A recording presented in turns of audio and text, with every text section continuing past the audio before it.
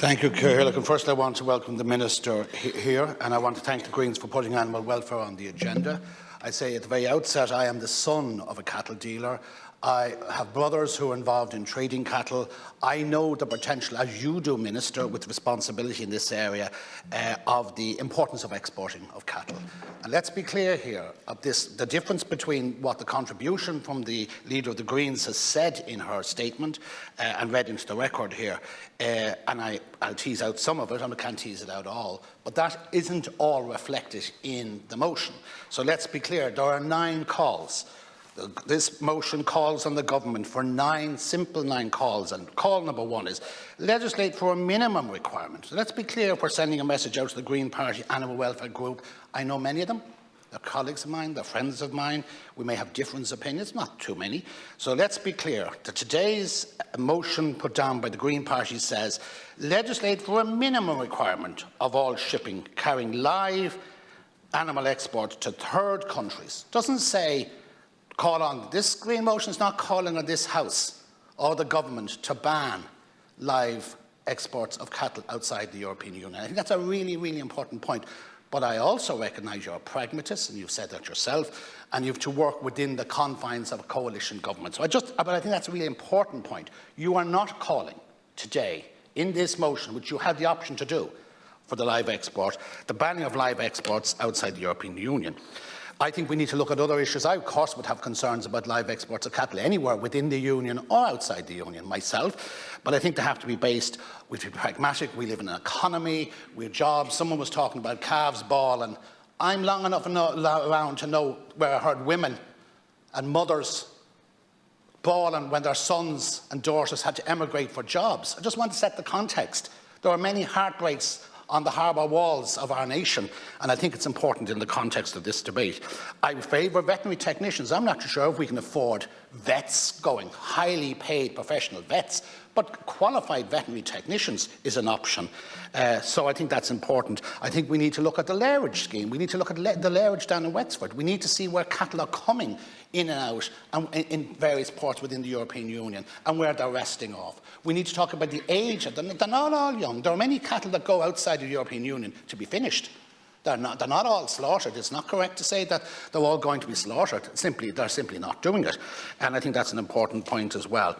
I want to acknowledge, of course, and I think it's only fair and right that we do so, that the programme for government committed to double funding allocated to animal welfare organisations over a 2-year period, based on the 2020 budget allocation of approximately 2.4 million.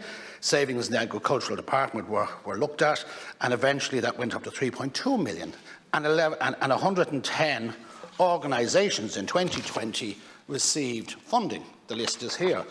Indeed, I circulated it across the country at the time, and I checked with our committee yesterday, and it's there. So, I actually firmly believe it wouldn't have happened as much if the Greens weren't there. So I want to acknowledge that. It's a really important point. So I think that's to be fair to the Minister. But I want to single out Minister McConlogue. He has done an excellent job. He's the one that engages with us on the committee. He's come to the committee, and he is a strong advocate, indeed as yourself, but Minister Conlogue has come to the fore in terms of working together on the animal welfare. It's he that comes to the committee, he that answers most of the questions on it, and indeed his Ministers for State clearly are committed to it. Sorry, it is he that comes to the committee and engages with us, and I'm on the committee, and that's what I want to say. So I'm saying I want to acknowledge that. So I think that's an important point.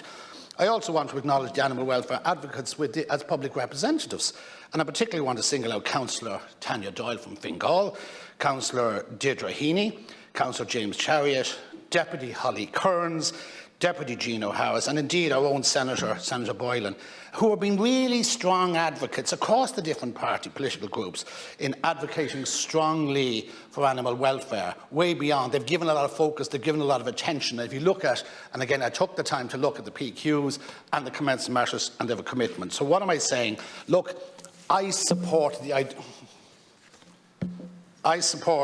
the concept of having this debate. I think we need to look at areas, how can we mainstream, and if you look at the document, Minister, which you would be familiar with, Working Together for Animal Welfare 2021 to 2025, one of the key issues is mainstream animal welfare across all Teagasc training. So I think that's an area we need to do. And they're all commitments in government, and I accept them. But just to be clear, and I will finish on this point, that we have to be balanced in our approach. I support animal welfare, but we are in an economy. And just finally to touch on the issue of that indeed Senator Pauline raised, was the issue of the mink. I'm somewhat surprised that it wasn't, because I too thought it was all rolled out. But you're in government, and that's an issue for the government. And the government have a programme, and I presume they deliver on the programme, and I presume you have monitoring of your programme, and I presume you look at that. So it is a surprise, but I will make contact after this meeting, after we meet here, with those groups that are engaged with us.